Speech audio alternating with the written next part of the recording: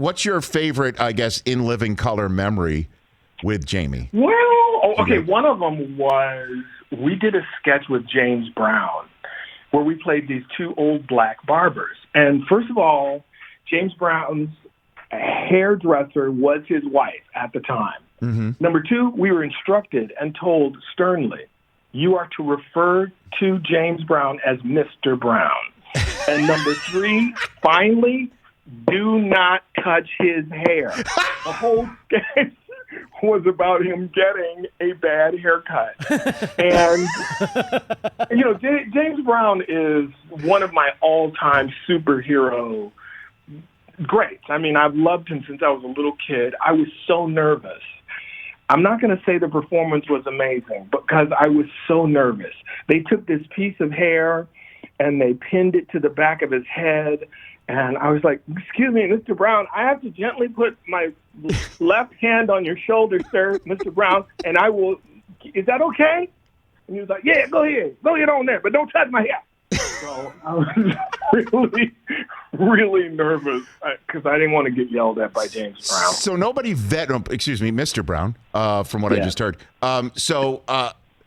Nobody vetted that when they're writing a skit about giving James Brown a bad haircut that he didn't want his hair touched. So what actually happened, David?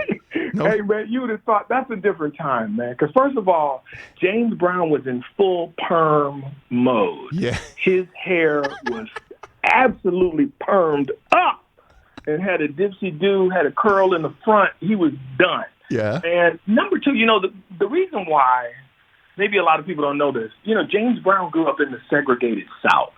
He shined shoes when he was a little boy. There was so much racism there. No black man was ever referred to by their proper name. They were all called boy.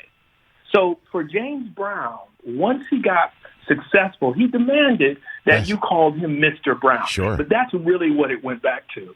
But on that morning, it was not Black History Month. I was just, my rectum was very tight. Very tight. I didn't want to screw up. Sorry, Mr. Brown. No. Oh, it was my. Very, very nervous. So you and Jamie Foxx went through that together, essentially, Yes, that experience. Yes, we did. And so when James Brown died, I was, texting all my friends. We were like, God, I can't believe James Brown is dead. And I was like, man, I never got to work with that. Yes, I did. That's right. And the memory